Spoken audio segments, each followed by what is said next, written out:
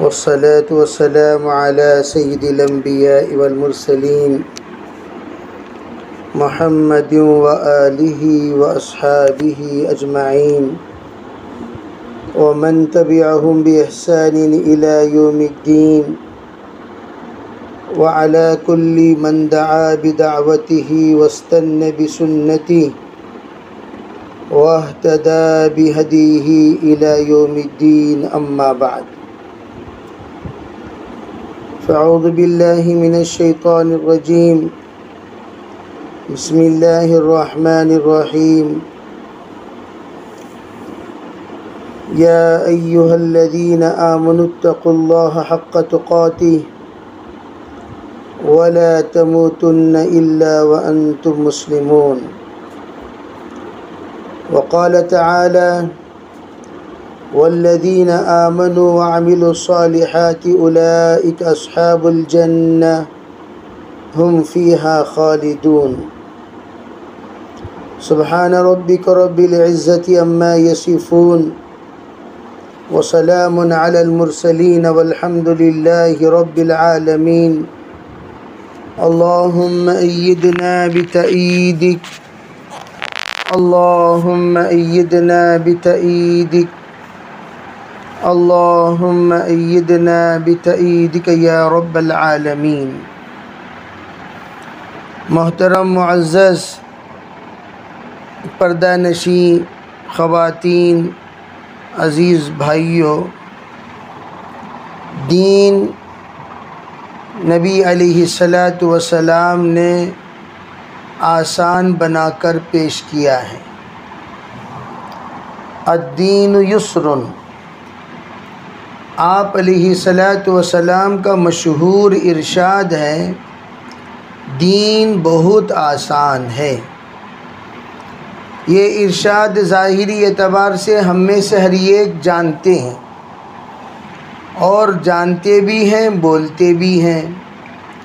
چھوٹے چھوٹے بچے جو مکتب میں حدیثیں یاد کراتے ہیں اور کرتے ہیں، ان احادیث میں یہ حدیث آپ کو ضرور ملے گی، الدین یسر۔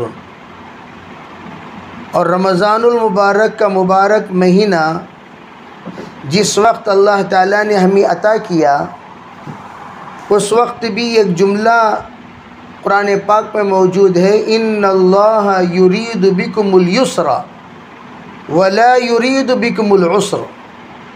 اللہ تعالیٰ تم سے آسانیاں چاہتا ہے۔ گویا دین آسان کب ہے وہ رمضان نے ہمیں بتا دیا، رمضان میں ہمیں سیکھ لیے۔ رمضان کا مہینہ آیا، ہر ایک کے لیے دین پر چلنا آسان ہو گیا۔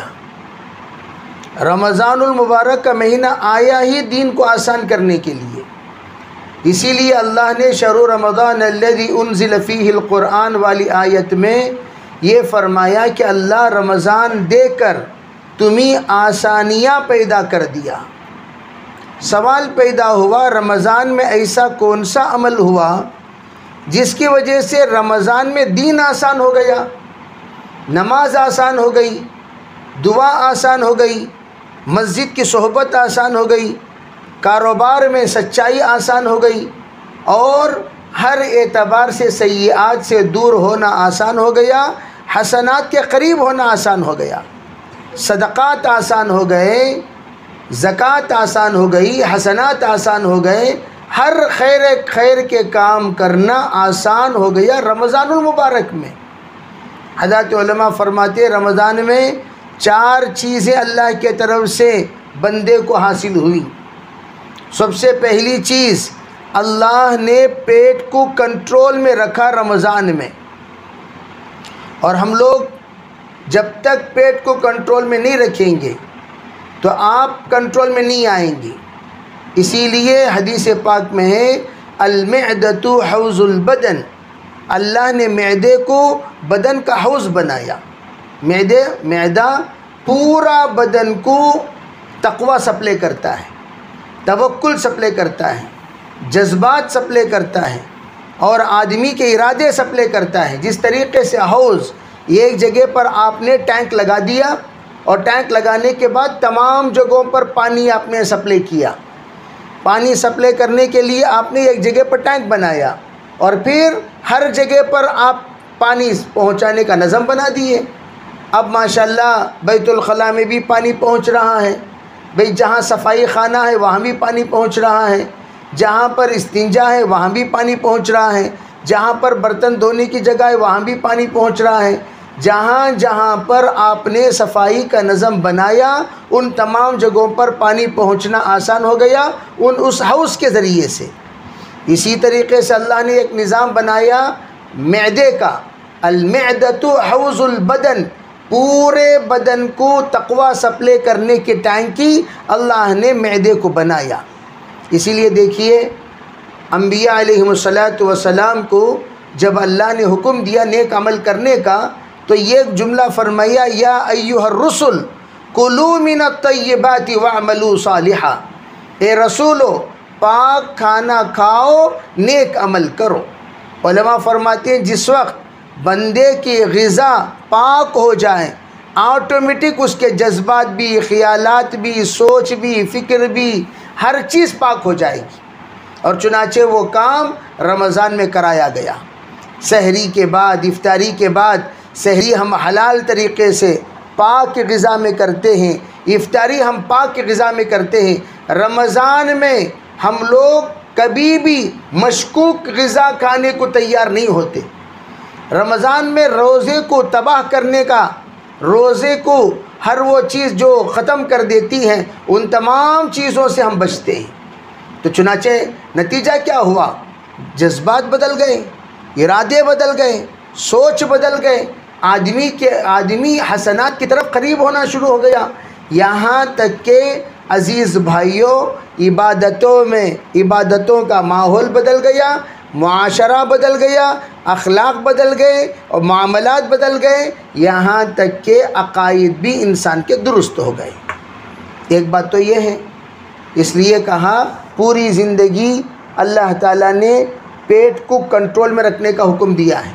من عمل صالحا، حضرت نبی علیہ السلام نے فرمایا 3 عمل اگر کوئی کر لے، من اکل طیبا وعمل علی سنت وامن الناس بوائقہ دخل الجنہ. جنت میں جانے کے لیے 3 عمل ہے بس. آج کل بھئی ہمارے تصورات میں جنتی بننے کے لیے بہت بڑا خاکہ ہم دماغ میں سوچ کر رکھتے ہیں، اتنا بڑا کام کرو گے جنتی بنو گے. لیکن حدیث میں یہ بات ہے صرف 3 کام کر لو جنتی بن جاؤ گے. کیا کام کرنا؟ من اکل طیبا، پاک غذا کھانا شروع کرو، حلال غذا کھاؤ چاہے تھوڑا ہی کیوں نہ ہو. حدیث پاک میں ہے من رضی باللہ بالیسیر من العمل رضی اللہ منہ بالیسیر من العمل. پہلے کہا من رضی باللہ بالیسیر من الرزق، جو بندہ اللہ کے تھوڑے سے رزق پر راضی ہو جائے اللہ اس کے تھوڑے سے عمل پر راضی ہو جائیں گے. یہ عجیب بات ہے، جو بندہ اللہ کے تھوڑے سے رزق پر راضی ہو جائے اللہ اس کے تھوڑے سے عمل پر راضی ہو جائیں گے. ایک مرتبہ صحابہ اکرام رضی اللہ تعالی مجمعین کے بارے میں تابعین نے پوچھا. عام طور پر ہمارے دل اور دماغ میں کیا رہتا ہے؟ اللہ والے ان کو کہتے جو زیادہ نماز پڑھتے ہیں، زیادہ روزہ رکھتے ہیں، زیادہ عبادت کرتے وہی اللہ والے ہیں. تصور میں یہ بات ہے. تو حضرت قتادہ، حضرت حسن بصری، ان احباب سے آ کر لوگوں نے پوچھا صحابہ کیسے تھے ذرا بیان کیجئے، صحابہ کرام کے اوصاف کیا ہیں، صحابہ کون ہیں؟ اللہ کے رسول کے ساتھی. اور صحابہ کا مقام کیا ہے؟ حضرت عبد القادر جیلانی قطب ربانی فرماتے ہیں کائنات کے اولیاء اکٹھے ہو جائیں صحابہ کے گھوڑے کے ٹاپ کے دھول کے برابر بھی نہیں ہو سکتے. پورے کائنات کے اولیاء مل کر ایک صحابی کے برابر بھی نہیں ہو سکتے. جو مقام اللہ نے صحابہ کو عطا فرمایا وہ مقام پوری دنیا کے ولی کا نہیں ہے. اور دوسری بات، صحابہ کون ہیں؟ صحابہ وہ ہیں جن کی تقوی کی سند اللہ نے دی، جن کی طہارت کی سند اللہ نے دی اور جن کی کامیابی کی سند اللہ نے دی. اولئک هم المؤمنون حقا اولئک هم الراشدون اولئک هم المہتدون. اب جناب اتنا بڑا مقام والے بہت بڑے بڑے عمل کیے ہوں گے تبھی تو اتنا بڑا مقام ملا. تو لوگوں سے آ کر پوچھا کیف کان اصحاب النبی صلی اللہ علیہ وسلم، ذرا بتائیے صحابہ اکرام کیسے تھے. ایک عجیب سوال ہے. دیکھو میں اس وقت آپ کو یہ سمجھانا چاہ رہا ہوں، آپ لوگ دین آسان ہے، کیسا بھی آسان، اتنا مشکل ہے نا اتنا مشکل، جیسے کہ ہمارے تصورات میں رہتے ہیں یہ سب کریں گے تو دیندار. حقیقت میں دین آسان ہے. دیکھیں صحابہ کے بارے میں آ کر پوچھیں صحابہ کیسے تھے، ذرا بیان کیجئے. جواب کیا دے رہے ہیں؟ ما کانوا اکثر منکم صلاۃ ولا صیاما. تم لوگوں کا یہ تصور ہوگا، تم لوگ آ کر مجھ سے پوچھیں گے صحابہ کیسے تھے، میں ان کی نمازوں کے بارے میں بولوں گا، ان کے زکوٰۃ کے بارے میں بولوں گا، ان کے رات کی شب بیداری یعنی عبادت کے بارے میں بولوں گا، ان کی جفا کشی کے بارے میں بولوں گا. یہ تمام چیزیں آپ لوگ دماغ سے نکال دو. مین بات سنو، ما کانوا اکثر منکم صلاۃ ولا صیاما. صحابہ تم سے زیادہ نماز روزے والے نہیں تھے. کیا مطلب؟ 5 وقت کی نماز سنتوں کے ساتھ صحابہ پڑھ لیتے، روزہ رمضان کا رکھ لیتے، مہینے میں 3 دن روزے رکھ لیتے، بس اتنا معمولی سا عمل تھا. اور صحابہ اکرام رضی اللہ تعالی اجمعین اپنے کام میں، اپنی ملازمت میں، اپنی نوکری میں، اپنی کاشتکاری میں لگ جایا کرتے تھے. پورے انصار کاشتکاری ہیں، پورے مہاجر تاجر ہیں، بس سب اپنے اپنے کام میں لگے ہوئے ہیں. سوال یہ پیدا ہوا پھر صحابہ کیسے تھے، پھر کیا کرتے تھے؟ فرمایا ایمانہم کالجبال. چاہے وہ صحابہ تم سے زیادہ نماز نہیں پڑھتے تھے، تم سے زیادہ روزہ نہیں رکھتے تھے، لیکن ان کا ایمان پہاڑ کی طرح ہوتا تھا. یہ حرام ہے، حرام سے بچنا فرض ہے. حرام سے آج بچو گے، ہو سکتا ہے تمہارے گھر میں فقر و فاقہ ہو، تکلیف ہو، پریشانیاں آئے. 3 دن بھوکا رہنا صحابہ کو برداشت تھا، اللہ کا حکم توڑنا برداشت نہیں تھا. غربت، اللہ تعالیٰ جو بھی حالت میں صحابہ کو رکھے اس پر راضی. کبھی بھی زندگی میں صحابہ نے شکایت نہیں کی. اور آج کل تو بھائی اللہ تعالیٰ ہمیں بہت کچھ دیا ہے. اس وقت ہماری سب سے بڑی نافرمانی اللہ کی کیا ہے؟ سنو توجہ سے میری بات. اس وقت ہماری سب سے بڑی نافرمانی کیا ہے؟ سب سے بڑی نافرمانی ناشکری ہے. ایسی ناشکری ہماری زندگی میں بھری پڑی ہے، ایسی ناشکری بھری پڑی ہے. خصوصاً میں ادب کے ساتھ ہمارے خواتین سے عرض کرنا چاہوں گا کہ بھائی اللہ تعالیٰ کاروں میں گھما رہا ہے، پنکھوں میں بٹھا رہا ہے، اے سی میں بٹھا رہا ہے، پھر بھی ناشکرے، پھر بھی ناشکرے. حضرت فاطمہ الزہرا رضی اللہ تعالی عنہا کو اللہ کے رسول علیہ السلام سب کچھ نواز سکتے تھے. حضرت فاطمہ آئیں اور آ کر پوچھی یہ کہ حضور خادم کی ضرورت ہے. اللہ کے رسول علیہ السلام حضرت فاطمہ کی جو آمد، پھر شرمندہ ہو کر واپس گھر کو چلے جانا، پھر اللہ کے رسول صلی اللہ علیہ وسلم کا گھر میں جا کر حضرت فاطمہ سے پوچھنا، بیٹی تم دربار میں آئی ہوئی تھی، کچھ بات کیے بغیر چلی گئی، کیا بات ہے، کیوں آنا ہوا؟ کہنے لگی حضور میں کام کرتے کرتے ہاتھ میں گٹے پڑ گئے، نشانات میرے بھئی سینے پر نشانات پڑ گئے رسی کے تھامنے کے. جب سینچتے تھے پانی تو رسی کو یہاں تھامنا ہوتا تھا، ایسا پکڑنا ہوتا تھا تو نشانات پڑ جاتے تھے. تو میں اس لیے آئی تاکہ ایک خادم مل جائے اور وہ خادم کے ذریعے سے میں اپنا کام آسانی سے کر لیا کروں گی. تو حضور صلی اللہ علیہ وسلم چاہتے 10 خادم دے سکتے تھے، لیکن کیا فرمایا فاطمہ بیٹی، اگر آپ کو تکلیف ہے تو وہ کام کریں، لیکن تکلیف دور ہونے کا ایک نسخہ بتا دیتا ہوں۔ خادم نہیں دیے، خادم کی جگہ پر عمل دیے، اور آپ نے بتا دیا زندگی بھر کے تمام باپوں کو بیٹیاں آئیں گی اور اپنی سہولت کے اعتبار سے اپنا مطالبہ رکھیں گی، لیکن آپ کو ان تمام سہولتیں مہیا کرنا نہیں ہے۔ اگر وسعت میں نہیں ہے تو کیا کرنا ہے؟ وسعت نہیں ہے، طاقت نہیں ہے، ہم لوگوں کے اندر سہولت نہیں ہے، کیا کرنا؟ عمل بتاؤ، عمل بتاؤ، تاکہ آج آپ ہیں، خادم آ کر پوچھیں گی، کل آپ کا دنیا سرخصت ہونا ہو جائے گا، کل کس کے پاس جا کر پوچھیں گی؟ آپ ہیں، جو سہولت بیٹی کو چاہیے سب کچھ آپ نے کر دیا، آپ کے جانے کے بعد کون کرے گا؟ تو اس لیے کہا تکلیفیں سہنے کے عادی بنے، سہولتیں کے عادی نہ بنے۔ سہولتیں وہ تو بھئی ایک عارضی چیز ہے، اسی لیے ہمیں دونوں چیزوں کے عادی بنانا ہے۔ رمضان اس لیے آیا کہ ہم سہولت میں ہیں تب بھی اللہ کی اطاعت کے عادی بنانا، ہم تکلیف میں ہیں تب بھی اللہ کے عبادت کے عادی بننا۔ اللہ دیا تو نماز پڑھیں گے، نہیں دیا تو نماز چھوڑیں گے، اللہ دیا تو ہم یہ کریں گے، نہیں دیا تو ہم نہیں کریں گے، یہ تمام چیزیں اللہ کی نافرمانیوں کے قبیل سے ہیں۔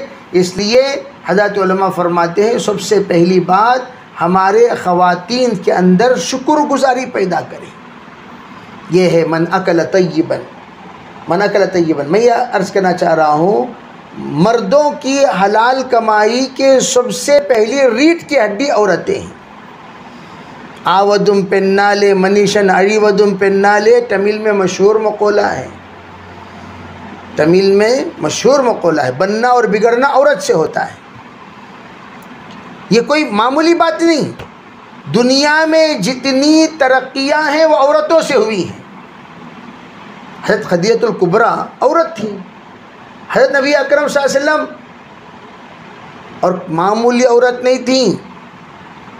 حضرت خدیجہ الکبریٰ اپنی زمانے کے بلینئرز، پورے حجاز مقدس کی مالدار خاتون، اور اتنی مالدار خاتون اس زمانے میں 3 لاکھ درہم اشرفیاں انہوں نے صرف قرض دے رکھے تھے لوگوں کے، تاجروں کو قرض۔ آپ اندازہ لگائیے 3 لاکھ اشرفیاں قرض دینے والی خاتون کے پاس کتنا پیسہ ہوگا، جبکہ اس زمانے میں 10 اشرفیوں پر غلام خریدے جاتے تھے۔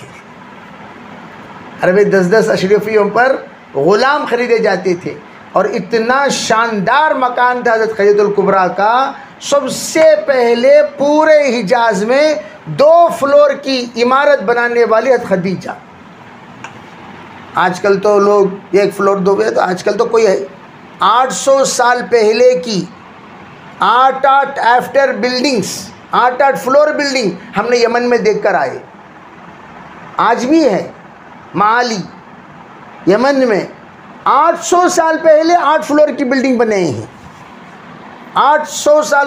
بھئی آپ اندازہ ٹیکنالوجی تب کتنا پیچھے تھا، اور حضرت خدیجہ الکبریٰ 1450 سال تقریباً پہلے کی بات بول رہا ہوں، تو انہوں نے 1500 سال پہلے 2 فلور کی عمارت بنانے کے بعد وہاں کے دروازے اور کھڑکیاں ترکی سے انہوں نے منگوائی۔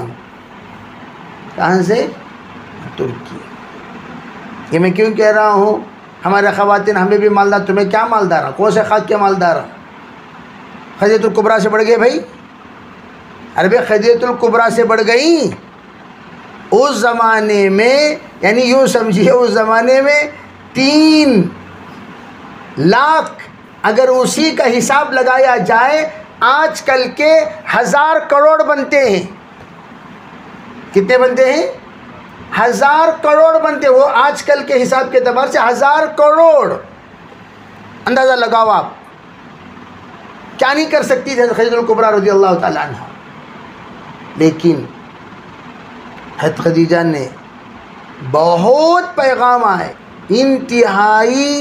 انتہائی یوں سمجھیے بڑے بڑے مالدار بادشاہ، شہزادے، ان سب کے پیغام حضرت خدیجہ الکبریٰ کو آئے کہ ہم آپ سے نکاح کریں گے. لیکن نکاح ہوا حضرت نبی اکرم صلی اللہ علیہ وسلم سے، اور حضور کی بھی بڑی قربانی، آپ علیہ الصلاۃ والسلام نے مان لیا، نکاح ہو گیا. لیکن نکاح ہونے کے بعد حضرت خدیجہ الکبریٰ نے اتنی قربانی دی، دین کے خاطر اتنی قربانی دی، دروازے اور کھڑکیاں بھی نکال کر فروخت کرنا پڑا. جس وقت زمیلونی آپ نے فرمایا، پہلی وحی کے بعد چادر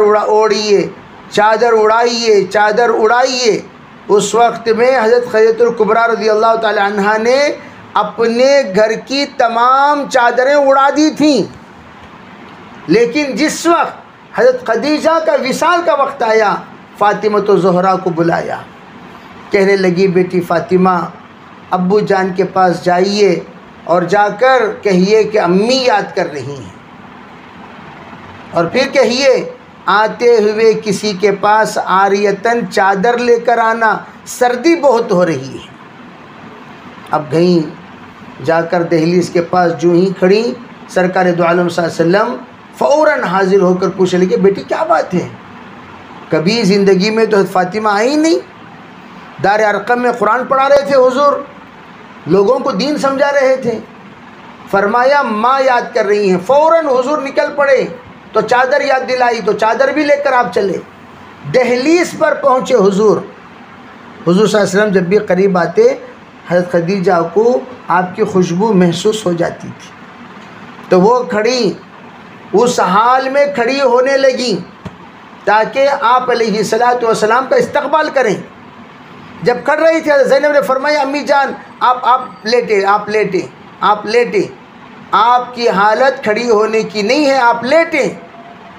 لیکن حضرت خدیجہ کہنے لگیں بیٹی آج پہلا دن ہے کہ آپ کے والد تشریف لا رہے ہیں اور میں دہلیز پر کھڑے ہو کر ان کا استقبال نہیں کر سکی، ورنہ روزانہ کا معمول حضرت تشریف لاتے دہلیز پر کھڑے ہو کر استقبال کرتی تھی، اور آج استقبال نہیں ہوا.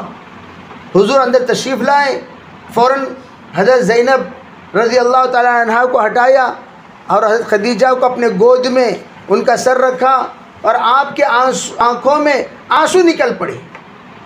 کس بات پر آنسو؟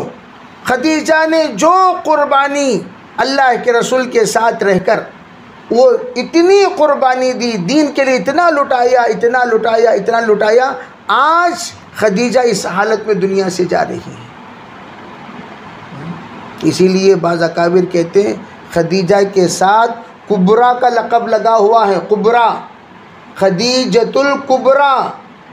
اور حضرت صدیق اکبر، نام ان کا کبریٰ نہیں ہے، نام ان کا اکبر نہیں ہے.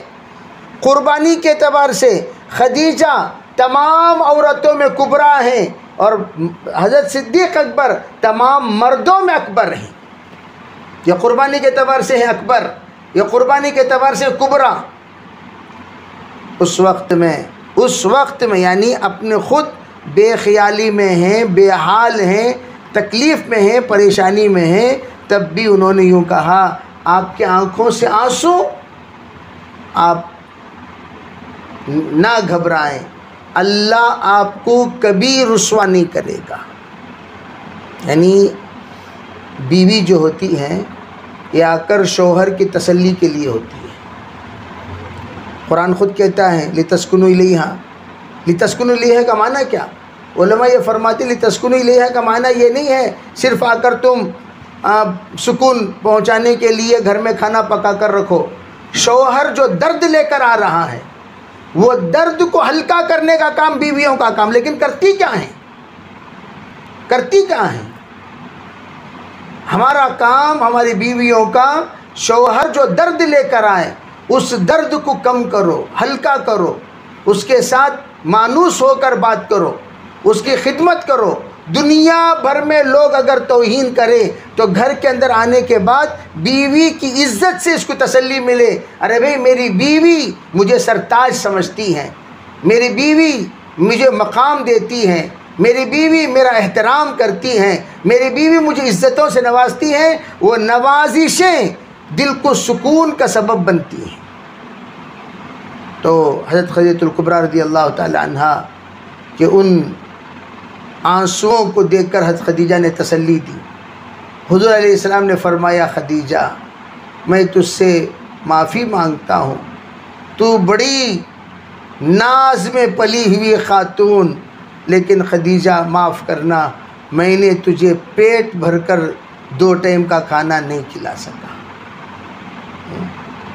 تو میرے محترم خواتین، آپ علیہ الصلاۃ والسلام خدیجہ الکبریٰ رضی اللہ تعالی عنہا کو کہہ رہے ہیں، اور الٹا خدیجہ کیا فرما رہی ہیں؟ کہہ رہی ہیں میرے سرتاج آپ مجھے معاف کیجئے، میں نے آپ کا خدمت کا جو حق ہے وہ ادا نہیں کر سکی۔ ایک دوسرے کی معافی تلافی ہو رہی ہے۔ میں یہ عرض کرنا چاہتا ہوں کہ دین میں سب سے پہلے مرد اور عورت جب یہ نیت کر لے، یا اللہ دیکھو دنیا عارضی جگہ ہے، آج نہیں تو کل سب کو دنیا چھوڑ کر جانا ہے۔ اسی لیے ہمارا کابر کہتے ہیں، اللہ کے رسول علیہ السلام نے فرمایا کنت نہیتکم عن زیارت القبور فزورھا، میں تم لوگوں کو قبرستان جانے سے منع کرتا تھا، لیکن آج میں اجازت دیتا ہوں، تمہارا عقیدہ درست ہو گیا، تم اب قبر پرستش میں مبتلا نہیں ہوں گے، تمہارے اندر بدعات اور رسومات کے لیے کوئی جگہ نہیں ہے، جاؤ اب قبرستان میں جا کر زیارت کیا کرو۔ کیوں؟ اس لیے کہ قبرستان جب جائیں گے تو وہاں پتہ چلے گا کہ دنیا میں جتنی عیش و آرام کی چیزیں تھیں ان سب کو چھوڑ کر اکیلے تنہا کیسے لوگ قبر میں آرام فرما رہے ہیں۔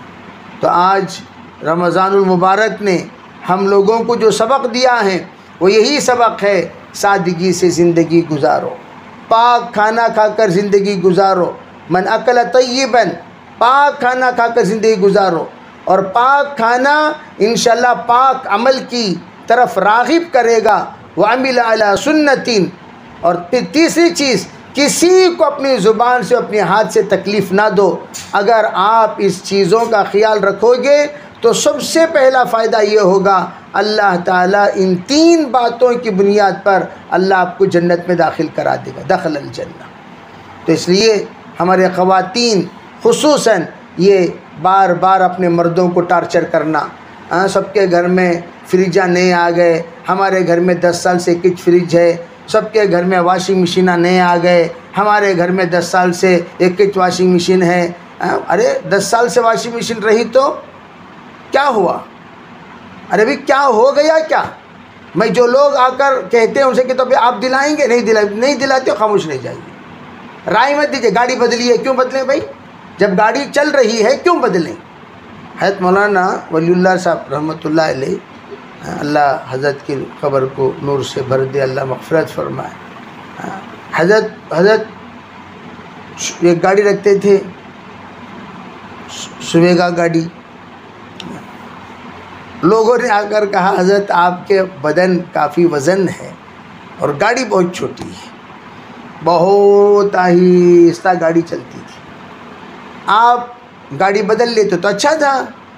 تو حضرت نے فرمایا بھائی میں اس سے مانوس ہو گیا، وہ مجھ سے مانوس ہو گئی، ہم دونوں ایک دوسرے سے جب یعنی سمجھوتا کر لیے ہیں، اب خواہ بدلنے کی کیا ضرورت؟ جب میرا کام اس گاڑی سے چل رہا ہے تو گاڑی کیوں بدلوں؟ بھئی ایک ہے شوق، دیکھو بھئی توجہ سے اس بات کو سمجھے، شوق کی وجہ سے ہمارے پیسے برباد ہو رہے ہیں۔ ضرورت اللہ تعالیٰ اپنے فضل سے سب کی پورے کر رہے ہیں، شوق پورا کرنے کے لیے ہم دنیا میں نہیں آئے، ضرورت پورا کرنے کے لیے آئے۔ ہمیں جو پیسہ کم پڑ رہا ہے وہ شوق کا پیسہ کم پڑ رہا ہے، ضرورت کا پیسہ نہیں۔ ہمیں جو پیسہ کم پڑ رہا ہے وہ کس کا پڑ رہا ہے؟ شوق کا، ضرورت کا نہیں۔ ضرورت تو سب کی پوری ہو رہی ہے، شوق نہیں پورے ہو رہے ہیں، اور اللہ تو شوق پورا کرنے کے لیے جنت بنا رکھے ہیں۔ اور دنیا ہی میں ہم لوگ چاہتے ہیں پورے شوق یہیں پورے ہو جائیں، پھر جنت میں کیا کریں گے بھائی؟ جنت میں کیا کام ہے ہمارا بتائیے؟ تو اس لیے سب سے پہلے ہم دل اور دماغ میں سادی سیدھی زندگی اللہ دیے ہیں الحمدللہ، آپ جیسے ہیں ویسے رہیے، آپ کو شکایت نہ کیجیے، یہ نہیں ہے وہ نہیں، ہماری بلڈنگ پرانی ہو گئی، لوگ آپ کو ہنس رہی، کیا تمہارا گھر اتنا پرانا، لوگ آپ کو ہنس رہی، یہ کون سی بات ہوئی بھائی؟ یہ کیا بات ہوئی بتائیے؟ یہ نہیں۔ اس لیے ہم لوگ دعوت و تبلیغ کے کام کا مقصد یہی ہے کہ ہر انسان اپنی زندگی میں آخرت کی زندگی کی تیاری کرنے والا بن جائے۔ میں یہ عرض کر رہا تھا کہ ہم لوگ اگر نیت کر لیں انشاءاللہ چلتے انشاءاللہ اللہ تعالیٰ 3 کاموں کی برکت سے زندگی میں برکت دیں گے۔ 3 کام۔ سب سے پہلی بات، ہمیشہ جب بھی کوئی آپ سے پوچھے آپ کیسے ہیں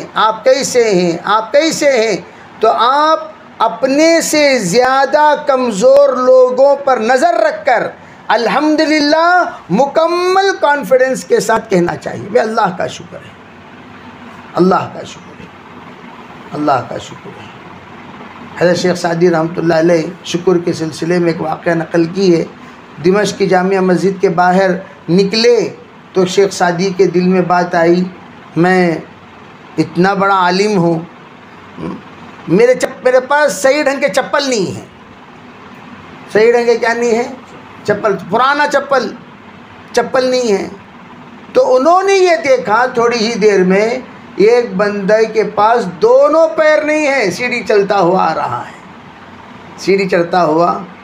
حضرت فوراً لوٹے اللہ کے پاس، 2 رکعت نماز پڑھے اور اللہ سے کہا، اللہ تیرا کتنا میں شکر ادا کروں، آپ نے مجھے 2 پیر سے ہی سالم دیے، آج میں چل رہا ہوں۔ میں کرسی پر بیٹھ کر نماز پڑھنے والے مجمع کے سامنے کہنے لگا کہ حضور جامعہ مسجد میں بیان کے لیے پہنچا، ایک صاحب کھڑے ہو کر نماز پڑھ رہے تھے جن کی صرف ایک ہی ٹانگ ہے، دوسری ٹانگ صرف ران تک ہی ہے، وہ بیچارہ کھڑے ہو کر نماز پڑھ رہا ہے۔ آپ اندازہ لگائیے کتنا بیلنس سنبھالتے ہوئے کھڑا ہوا ہوگا وہ بیچارہ۔ کیا اسے کرسی پر نماز پڑھنے کی اجازت نہیں ہے؟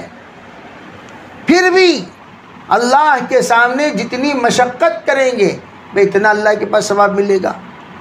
گاؤں گلی سب دکان میں کھڑے رہتے ہیں، گھنٹے گھنٹے بیپار کے لیے، مسجد میں آ کر نماز کے لیے 4 رکعت کے لیے کھڑے ہونا مشکل ہو جاتا ہے، بیٹھ کر نماز پڑھتے ہیں۔ بھائی کم از کم قیام تو رکوع کرنے میں تکلیف ہے، سجدہ کرنے میں تکلیف ہے، کم از کم اللہ کے سامنے 2 منٹ کھڑے تو ہو جاؤ۔ چل کر اتنی دور سے آ رہے ہو جناب، علماء لکھتے ہیں جو چل کر آتا ہے کرسی پر بیٹھ کر نماز پڑھنے کی اجازت نہیں ہے۔ قیام کے وقت قیام کرے، رکوع البتہ نہیں کر سکتے کرسی پہ بیٹھ جائیں، سجدہ نہیں کر سکتے کرسی پہ بیٹھ جائیں، قیام کے وقت میں آپ قیام کیجئے۔ تو شکر گزاری بہت ضروری ہے محترم خواتین۔ تو ہم انشاءاللہ شکر گزار، اسی لیے جماعتوں میں ہم لوگ جو جاتے ہیں، میں ابھی بنگلہ دیش والوں سے کہہ رہا تھا، ساتھی جو بنگلہ دیش جا رہے تھے، میں نے کہا دیکھو بنگلہ دیش جانے کے بعد صرف ایک ہی جگہ مت بیٹھ جانا، تمام جگہوں پر جا کر دیکھیے اجتماع میں کیسے کیسے لوگ آئے ہوئے ہیں۔ تو کئی جماعتیں یہ کہنے لگیں ہم غریب لوگ ہیں لیکن ہمارے پاس پیسہ تو نہیں ہے لیکن جذبہ ہے سال لگانے کا۔ تو ہم نے یوں کہا پریوار والوں کو کہ بھئی ہم جماعتوں میں جا رہے ہیں اور اپنے غذا سادہ سیدھا مرمرے کھا کر گزار لیں گے۔ اس زمانے میں مرمرے کھا کر جماعتیں چل رہی ہیں، اس کی تعداد 300 جماعتیں ہیں۔ اب اندازہ لگاؤ بھئی غریب بھی چل رہے ہیں، تو اللہ تعالیٰ اتنا ہم لوگوں کو ضرورت مند اور محتاج تو نہیں بنایا، اللہ سب کچھ دیا ہے۔ الحمدللہ بعض لوگوں کے پاس اتنے کپڑے ہیں ان کی 4 پیڑھیاں پہن سکتی ہیں، پھر بھی رمضان کو 10 جوڑے لینا چھوڑتے نہیں۔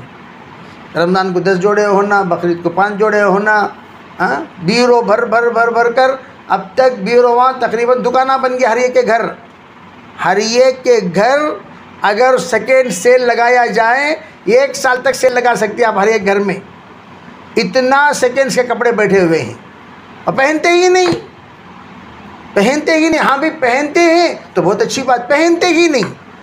تو میں عرض کر رہا ہوں تو ان تمام چیزوں کو دیتے رہیں، غریبوں کے تقسیم کرتے۔ ہمارے ایک بزرگ تھے، وہ کہنے لگے میرے پاس ہمیشہ 5 جوڑے رہتے ہیں۔ میں نے ان سے پوچھا وہ کیوں حضرت، کیا قصہ؟ کہنے لگے بھائی میں نے طے کر لیا جب میں جوڑا سلاؤں گا پہلا جوڑا جو ہوگا وہ دے دوں گا، ایک محنت کرتا رہوں گا تو پھر کیا ہوگا بھائی پہننے والا کو اتنے پرانے کپڑے نہیں جائیں گے جو پہن کر وہ بیچارہ ہم لوگوں کو برا بھلا کہے کیسے کپڑے دیے بھائی، ہاتھ یوں کو تو پھٹ رہا ہے، ویسے کپڑے تھوڑی صدقہ کرتے ہیں۔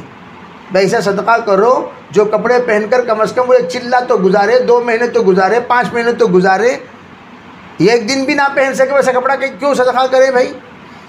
گویا کہ کچرے میں ڈالنے کی چیز ہم نے نعوذ باللہ من ذالک صدقے میں دے دیا۔ تو اس لیے ہمارے خواتین دعوت میں چل پھر کر یہ تمام چیزیں سیکھنا ہے، فکریں کو سیکھنا، صرف ایک چیز نہیں، خالی دعوت کی بات کرنا نہیں سیکھنا، اخلاق سیکھنا، ہماری عادتیں درست کرنا، ہماری زبان درست کرنا۔ 3 چیز اگر ہمارے خواتین کنٹرول کر لیں، اس وقت کی ولیہ ہیں۔ نمبر 1 شکر گزار بن جائیں، صرف شکر گزار بن جائیں۔ نمبر 2 شکر گزاری میں ایک بات کہہ دوں، خصوصاً اپنے شوہر کے ایک شکر گزار بنے۔ اللہ کے رسول علیہ السلام نے فرمایا میں نے جہنم میں سب سے زیادہ عورتوں کو دیکھا۔ اللہ اکبر۔ حضرت عائشہ نے پوچھا کیوں؟ یکفرن اللہ، کیا عورتیں اللہ کی نافرمانی کی وجہ سے جہنم میں جائیں گی؟ آپ نے فرمایا نہیں، شوہر کی نافرمانی کی وجہ سے۔ کس کی نافرمانی؟ شوہر۔ یہ ٹاپک ہمارے درمیان ختم ہو گیا۔ شوہر کی نافرمانی کی وجہ سے جہنم میں جائیں گی۔ شوہر کی نافرمانی کیا؟ شوہر کی ناشکری، کیا کھلا ڈالے، کیا پنا ڈالے، کیا دے ڈالے، کیا بنا ڈالے، یہ ناشکری بے برکتی کی پہلی بنیاد ہے، اور جس گھر میں ناشکری ہو اس گھر میں برکتوں کا خاتمہ ہو جاتا ہے۔ یہ نوٹ کر کے رکھ لیں، جس دن آپ ناشکری کریں گے اس دن برکتوں کا خاتمہ ہو جائے گا۔ اس لیے ہم کبھی زندگی میں ناشکری نہ کریں۔ اللہ ہم سب کو معاف فرمائے، اللہ ہمیں شکر گزار بندوں میں شامل فرمائے۔ پہلی بات تو یہ۔ دوسری بات، ہمارے خواتین ہمیشہ اپنی زبان کو قابو میں رکھیں۔ سب سے اہم عورتوں میں زبان، پٹ پٹ پٹ پٹ چٹ پٹ چلتی رہتی ہے۔ اذا اجتمعنا قلنا وقلنا، اذا اجتمعنا قلنا وقلنا، جب جمع ہو جاتی ہے، حدیث پاک میں حضور نے فرمایا بولتی ہیں۔ ہمارے حضرت فرماتے تھے اس کو بولتی ہیں نہیں کہنا چاہیے، بکتی ہیں کہنا چاہیے۔ بکتی ہیں، بک بک کرتی رہتی ہیں۔ اچھا بھائی، خواہ مخواہ ہمارا حج ضائع ہوا بک بک سے، عمرہ ضائع ہو گیا بک بک سے، روزے ضائع ہو گئے بک بک سے، چلے ضائع ہو گئے بک بک سے، نمازیں ضائع ہو گئی بک بک سے۔ کیا مطلب؟ یعنی غیبت کے سلسلے میں حدیث پاک میں ہے الغیبت ہی الحالقہ، غیبت جس طرح اس طرح تمام بالوں کو منڈا دیتا ہے، غیبت کرنے سے نیکیاں منڈ جاتی ہیں۔ میں تعزیت میں گیا یہ خاتون کے انتقال پر، وہاں کی بہوؤں کی جو کارگزاری آئی مستورات میں وہ یہ کہ ہمارے ساس زندگی میں کبھی کسی کی غیبت نہیں کرے۔ جب تبھی سنے کیا بھائی، سوچ کتنی بڑی بات دیکھیے۔ حالانکہ ماشاءاللہ اللہ کا دیا ہوا ایک بہو ڈاکٹر ہے، 2 بیٹے انجینئر ہیں، تو ایسا گھرانہ۔ وہ کہنے لگے ہمارے ساس زندگی میں جب اجتماع میں آتی تھیں، اجتماع میں آ کر بیٹھتی تھیں، دین کی بات سنتی تھیں، دین کی بات ختم ہوئی، تشکیل ہوئی، دعا ہوئی، فوراً اندر جا کر چائے بنانے کے لیے رہ جاتی تھی، چائے بنا کر لا کر تمام بہنوں کو پلایا، فوراً اندر جا کر قرآن پڑھ لے کر بیٹھ جاتی تھی۔ کبھی ایسا نہیں ہوا کہ بیٹھ کر غیبت کر رہی ہو۔ میں نے کہا بھئی اس کی جنتی ہونے کے لیے یہ عمل کافی ہے۔ بس ہماری خاتون صرف اگر زبان کی حفاظت کر لے، رابعہ بصریہ ہر گھر میں ملے گی۔ سنو میری بات، رابعہ بصریہ، ارے رابعہ بصریہ ہر گھر میں ملے گی، ہر گھر میں، صرف زبان کی حفاظت کر لے، اپنے شوہر کی نافرمانی نہ کرے۔ دو باتیں۔ تیسری بات، سادی زندگی کے عادی بن جائیں، سادی زندگی کے عادی بن، اتنا بھی سادہ نہیں کہ بے ڈھنگا ہو جائے، اتنا بھی سادہ سیدھا نہیں کہ وہ بے ڈھنگا ہو جائے، سادی زندگی یعنی جتنے وسعت ہیں اس سے زیادہ۔ کبھی قرض لے کر کپڑے مت خریدا کرو، قرض لے کر زیورات مت خریدا کرو، قرض لے کر کسی کی دعوت مت کیا کرو۔ تمہارے پاس نہیں ہے چھوڑو، قرض مت لو۔ اس وقت کا سب سے بڑا عذاب قرض ہے، سب سے بڑا عذاب قرض ہے۔ اور یہ تینوں چیزوں سے بچنے کے لیے دعوت کی محنت، دعوت کی محنت کیوں؟ سادی سیدھی زندگی گزارنے کے عادی بننے کے لیے، سادی زندگی گزارنے کی۔ ایک صاحب چائے بنا کر لائے، ہم لوگ بیٹھے ہوئے تھے مذاکرہ کرنے کے لیے، کہنے لگے حضرت کون جانتی کا چائے بنا لگا نا کون 4 ٹینریاں کے مالک، 4 ٹینری کے مالک چائے بنا کر لا رہا ہے۔ یہ عبد الرحمن ابن عوف کی مثال ہوئی کہ نہیں ہوئی؟ عثمان غنی کی مثال ہوئی کہ نہیں ہوئی؟ تو بھئی ہم ایران میں تھے، وہاں کے ایم پی مولانا عبد الحمید صاحب، تو ان کے پاس باڈی گارڈ رہتے تھے ہمیشہ 4۔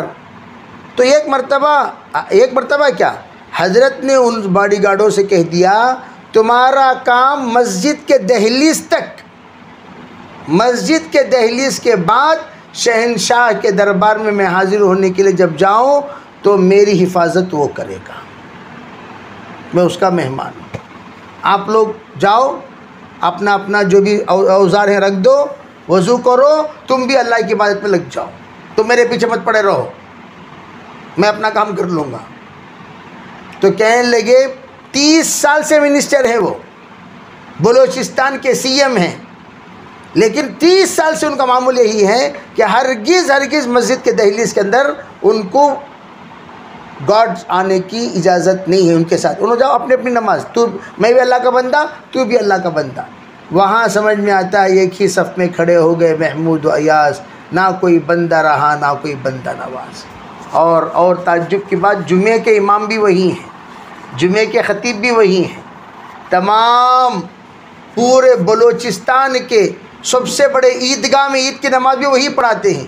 تو میں نے اس وقت وہ منظر دیکھا کہ جس طرح ایک امیر المؤمنین ہوتا ہے تمام مسلمانوں کا، اس طرح کی کمانڈنگ وہ کر رہے تھے تمام بلوچستان کا۔ تو الحمدللہ اللہ ہمارا بہت بڑا مالک ہے۔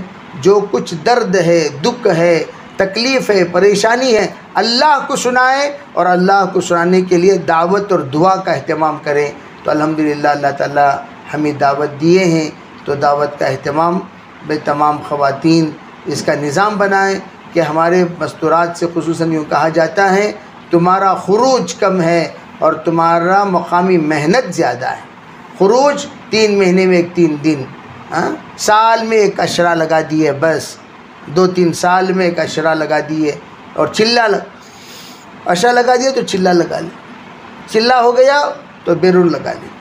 تو یہ نصاب ہم کرتے رہیں، لیکن ہم لوگ اپنا کام، مقامی جو کام ہے، 5 وقت کی نماز کا اہتمام، تعلیم کا اہتمام، اجتماع میں حاضری کا اہتمام، گھر کے اندر 6 نمبر مذاکرے کا اہتمام، اور گھر کے تمام بچوں کی خدمت کا اہتمام، اور پورے گھرانے کو نماز کا اہتمام، ذکر کا اہتمام، دعاؤں کا اہتمام، یہ سب ذمہ داریاں ہمارے خواتین کی ہیں، اور انشاءاللہ ہمارے خواتین اور ان باتوں کا خیال رکھیں گی، بہت برکتیں ان کے ساتھ شامل حال ہوں گی۔ اس میں خاص طور پر میں ایک بات کہتا ہوں، پردے کا اہتمام خاص طور پر کیا کریں۔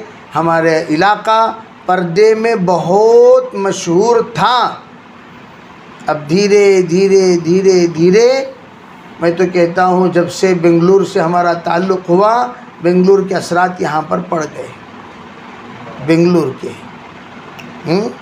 سب بنگلوری بن گئے۔ ارے بھائی بنگلور تو پہلے سے بنگلور ہے، آمبور تو آمبور ہے، وانیم بڑی تو وانیم بڑی ہے۔ ہمارے اثرات وہاں منتقل کرنا یا وہاں کے اثرات یہاں لے آنا، ہونا تو یہ چاہیے ہم اپنا اثرات وہاں چھوڑتے۔ جیسے ہمارے ماشاءاللہ علاقے کی بعض خواتین 30 سال 40 سال پہلے کی کارگزاری بتا رہا ہوں، علاقے میں جب جاتی تھی پورے ضلع میں انہوں ایک برقعے والی رہتی تھی، بقیہ سب دوپٹی والے ہوتے تھے، دوپٹی سفید دوپٹیاں اوڑھ کر گھومتی تھی۔ پھر ماشاءاللہ ان ایک برقعہ آج ہزاروں برقعے کا ذریعہ بن گیا۔ تو میں یہ عرض کروں ہمارے اثرات، ہمارا پردہ، ہمارا حیا دوسرے خواتین میں منتقل ہونی چاہیے۔ ہمارے برقعے کا ڈیزائن دیکھ کر انہوں برقعہ بنانا، ماشاءاللہ یہ برقعہ کافی پردے والا برقعہ ہے۔ تو اس لیے پردہ ہمارے خواتین کے اوپر فرض ہے، اس کا اہتمام کریں۔ اللہ نے اس کا نماز میں بھی لحاظ رکھا، اور جو خاتون شرعی پردہ، آواز کا پردہ، بال کا پردہ، کھال کا پردہ، چہرے کا پردہ، یہ تمام پردہ کرتی ہیں، اللہ اس خاتون کو 6 صفات سے نوازیں گے۔ سب سے پہلی صفت خاتمہ بالخیر کا اللہ تعالیٰ فیصلہ کرے گی۔ دوسری صفت اولاد فرما بردار بنے گی۔ تیسری نعمت اس کا شوہر اس سے راضی رہے گا، شوہر کے دل میں اللہ اس کی محبت پیدا کریں گے۔ اور حدیث پاک میں ہے اس حال میں کسی خاتون کا انتقال ہو، شوہر اس سے راضی ہو، سیدھے جنت میں جائے گی۔ لو ماتت المرأة وزوجها عنها راض دخلت الجنہ۔ اگر کوئی خاتون گھر کے اندر رہتے ہوئے عبادت پابندی سے کرتی ہے، 70 صدیقین کا اللہ ثواب دیتا ہے۔ گھر کے اندر رہنا عورتوں کے لیے اعتکاف کا ثواب، پردہ کرنا جہاد کا ثواب، کوئی معمولی چیز نہیں۔ اور عورت گھر میں رہ کر 70 صدیقین کے برابر اللہ کی قربت اختیار کر سکتی ہے اپنی عبادت سے۔ خدمت سب سے بڑی عبادت۔ جھاڑو لگاتے وقت آپ یہ نیت کریں کہ اللہ میرے گناہوں کو جھاڑو لگا دے، اللہ گناہ ختم کر دے گا جھاڑو لگانے کی برکت سے۔ جب مانجتے ہو کہہ دو کہ اللہ میں برتن مانج رہی ہوں، میرے دلوں کے زنگ کو تو مانج دے، اللہ برتن مانجتے مانجتے تمہیں مانج دے گا۔ کھانا پکاؤ تو ذکر کرو۔ حضرت قاری محمد طیب صاحب رحمۃ اللہ علیہ یوں کہا کرتے تھے، ذاکرین کا کھانا جو مرد کھاتا ہے وہ بھی ذاکر بنتا ہے، عابدین کا کھانا جو مرد کھاتا ہے وہ بھی عابد بنتا ہے، تہجد گزار خاتون کا کھانا جو مرد کھاتا ہے وہ بھی تہجد گزار بن جاتا ہے، اور عالمہ، فاضلہ، متقیہ، مربیہ کا کھانا جو بندہ کھاتا ہے وہ بھی عالم، فاضل، مربی بن جاتا ہے۔ کھانے کی برکت۔ حضرت شافعی رحمۃ اللہ علیہ کے گھر میں حضرت احمد بن حنبل مہمان بنے تو کھانے میں اتنا نور دیکھا تو کھانا خوب کھایا۔ اور حضرت امام شافعی رحمۃ اللہ علیہ نے بیٹی سے کہا تھا، بیٹی فاطمہ میرے شاگرد آ رہے ہیں، بڑے اللہ والے شاگرد ہیں، فاطمہ ذرا وضو کے لیے پانی رکھ دینا، تہجد کی نماز پڑھیں گے وہ۔ تو اب بھائی صبح ہوئی، حضرت احمد بن حنبل آئے، چائے وائے پی کر نکل گئے۔ بیٹی نے آ کر کہا، کیا ابو جان آپ نے کہا تھا آپ کے شاگرد بہت بڑے اللہ والے، کیا خاک کے اللہ والے، کھانا لا کر رکھی ڈش میں، پورا ڈش کا کھانا ایک ہی آدمی کھا لیے۔ اللہ والے اتنا کھاتے ہیں کیا؟ پورا ڈش غائب ہوگا نا۔ اور یہاں دیکھے تو تہجد کو پانی رکھو بولے رکھی، انہوں دیکھو تو وضو کرے مگر اٹھ کر فجر کی نماز پڑھنے چلے گئے، کیسے اللہ والے ہیں؟ دوبارہ حضرت احمد بن حنبل کی حاضری ہوئی تو پوچھا میری بیٹی آپ سے پوچھ رہی ہیں آپ اتنا کھانا کھا لیے اور وضو بھی نہیں کیے، تہجد کی نماز میں وضو کرنا چاہیے نہیں کیے، کیا بات ہے؟ تو احمد بن حنبل رحمۃ اللہ علیہ نے یوں کہا کہ حضرت میں جب آئی جب کھانا آیا، جب میں آ کر دسترخوان پہ بیٹھا، اللہ کھانے میں اتنا نور دیکھا، اتنا نور دیکھا، اتنا نور دیکھا، جی چاہے کہ کوئی نور نہ چھوڑوں، پورا نور میں حاصل کر لوں، چنانچہ پورا کھانا میں نے، وہ حضرت فاطمہ حضرت امام شافعی کی بیٹی کا بنایا ہوا کھانا تھا، اور امام شافعی کی بیٹی کون ہے؟ جس وقت ان سے پوچھا امام شافعی نے بیٹی تو سوتی کیوں نہیں، تو امام شافعی کی بیٹی نے کہا ابو جان میں جب سوتی ہوں زمین مجھ سے یوں کہتی ہے او فاطمہ سو رہی ہے، سو رہی ہے، کل کا دن تجھے میرے پاس آ کر سونا ہی ہے، کل کا دن تجھے میرے پاس آ کر سونا ہی ہے۔ میں کھڑی ہو جاتی ہوں، پھر اللہ کے سامنے نماز پڑھنے لگتی ہوں، پھر تھک جاتی ہوں، لیٹتی ہوں، پھر زمین مجھ سے یوں کہتی ہے، پھر نماز پڑھنے میں کھڑی ہو جاتی ہوں۔ ایسی خاتون کا بنایا ہوا کھانا نورانی کیوں نہیں ہوگا؟ اور پھر پوچھا حضرت رات کو وضو کیوں نہیں کیے؟ میری بیٹی پوچھ رہی ہے۔ کہا آپ کا جو نورانی کھانا میں نے کھایا تو میں چند حدیثوں سے 400 مسائل نکالا، رات کو میں سویا نہیں، بس یوں سوچ رہا ہوں ایک مسئلہ، دو مسئلہ، تین مسئلہ، یہاں تک کہ تہجد کا وقت ہو گیا، میں نماز پڑھ لیا ایسے ہی، پھر فجر کا وقت ہو گیا چلا گیا۔ وضو کب ٹوٹے گا؟ سوئے گا تبھی تو ٹوٹیں گے، سوئے ہی تو کہاں سے ٹوٹے گا؟ اس لیے گھر کے اندر ہمارا کھانا جیسا ہم بناتے ہیں جن صفات کے ساتھ، وہ کھانا کھانے والوں کے اندر وہ صفات منتقل ہو جاتی ہیں۔ اس لیے ہمارے خواتین سے گزارش ہے کہ ہم پردے کا اہتمام کریں، تو انشاءاللہ ان پردے کی برکت سے جو تیسری صفت ہے وہ اللہ تعالیٰ اس بندی کو نور عنایت فرمائیں گے، جو نور قیامت تک کام آئے گا۔ چوتھی پانچویں بات، اللہ تعالیٰ اس بندی کو ہدایت عامہ کے لیے قبول فرمائیں گے۔ چھٹی بات، بغیر حساب کتاب کے دنیا جنت میں داخلہ نصیب فرمائیں گے۔ علماء نے پل صراط پر بھی بجلی کی طرح پار کرنے کو بتایا، تو میں یہ عرض کرنا چاہتا ہوں کہ ہمارے خواتین نیت کریں، دعوت کا کام اللہ دیا ہے، تمام شعبے، تعلیم بھی ہے، تبلیغ بھی ہے، اور اس میں بھئی تشکیل بھی ہیں، ہر طرح کا کام الحمدللہ اللہ نے ہمیں عطا کیا، تزکیہ بھی ہیں، تو ہم ضرور دعوت کے کام میں اپنے آپ کو محتاج بنا کر کام کرتے رہیں گے، کرتے کرتے اللہ تعالی ہمارا انشاءاللہ بہتر سے بہترین نظام بنائے گا۔ تو تمام خواتین نیت کریں انشاءاللہ، تو ترتیب بنا کر تمام آئی ہوئی بہنیں 3 دن کے لیے، 3 دن جا چکی ہیں تو عشرے کے لیے، عشرہ لگا چکی ہیں تو چلے کے لیے، چلہ بھی لگا چکی ہیں تو بیرون کے لیے انشاءاللہ اپنا نظم بنائیں۔ اللہ تعالی ہمیں شریعے کو عمل کرنے کی توفیق عطا فرمائے۔ تشکیل کر لیں، تشکیل کے بعد انشاءاللہ دعا ہو جائے گی۔